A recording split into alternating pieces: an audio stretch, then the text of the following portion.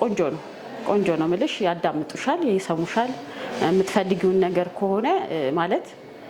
ስትነግሪያቸው ያው አስረድተው እንትን ይሉሻል ቆንጆ ነው ያወሩሻልም ያዳምጡሻል በቃ እኔ እሱን ነው የወደድኩት ያስረዱሻል በትክክል ነው ምልሽ በእውነት ጠብቄ የመጣሁት በአገልግሎት አገኛለሁ ነው ከቤት ነው የወጣሁት በእርግጥ ብዙ ከመጣሁ በኋላ ጥሩ አገልግሎት ነው ያገኘሁት